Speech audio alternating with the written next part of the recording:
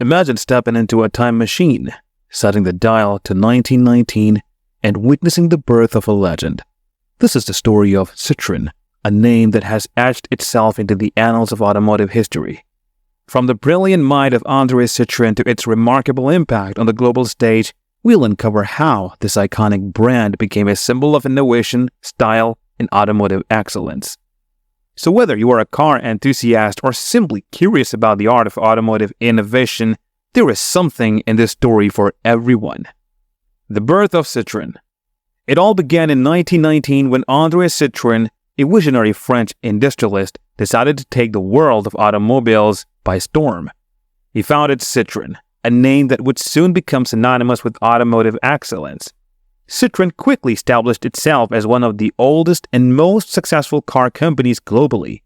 It wasn't just about making cars, it was about pushing the boundaries of design and technology, and Citroën was the incubator of innovation. But Citroën's identity went beyond its cars. It is all in the details, like their iconic logo, a double chevron.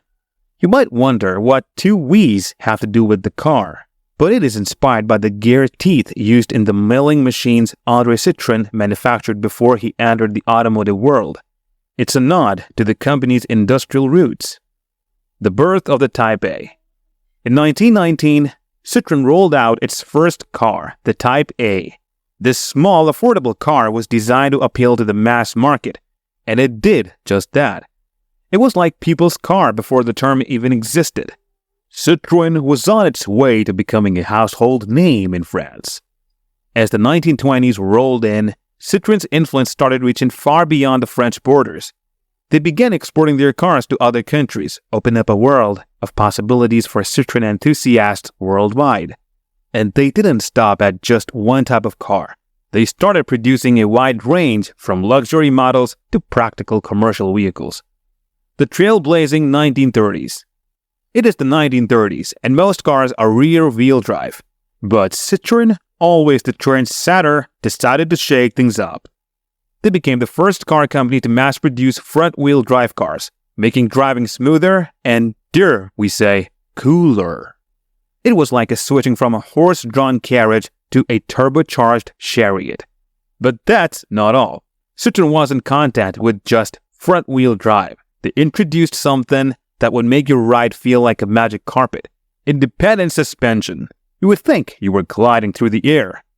Since you're already enjoying Citroën's remarkable history, make sure to hit the like button. World War II and military contribution. Now, fast forward a bit to World War II. The world was in turmoil, and Citroën, true to its French roots, stepped up to the plate. They shifted gears and started producing military vehicles for the French army. From battle-ready trucks to versatile troop carriers, Citroën was there on the front lines serving its nation. After the war, when peace had returned, Citroën didn't rest on its laurels.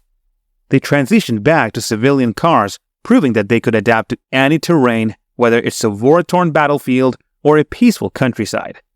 The revolutionary 1950s. The 1950s. A time of poodle skirts and Elvis Presley.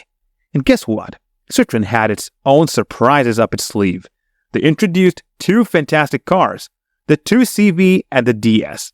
The 2CV, or as the French affectionately call it, deux chevaux, which means two horses, was Citroën's way of saying, why should fancy sports cars have all the fun?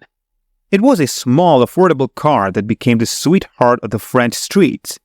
Just imagine, a car with the charisma of a Parisian cafe, but the reliability of a Swiss watch.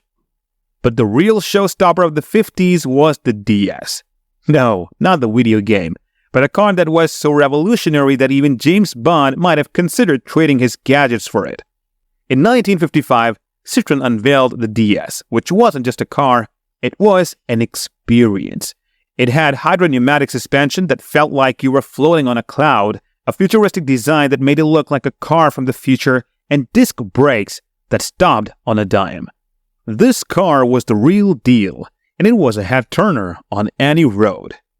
Innovation in the 1960s and 1970s. Fast forward to the 60s and 70s, where the world was grooving to the beat of rock and roll and disco balls.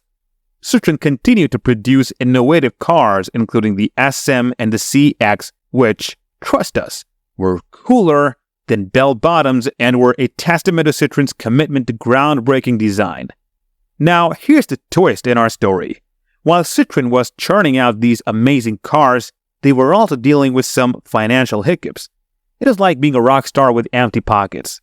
In 1976, Peugeot, another big French car maker, decided to step in and acquired a controlling stake of 89.95% in Citroën. The 80s and 90s, affordable era. Moving on to the 80s and 90s, Citroën decided it was time to get practical. They focused on producing affordable and reliable cars, which honestly is quite a relief when you don't have to take a loan just to buy a car.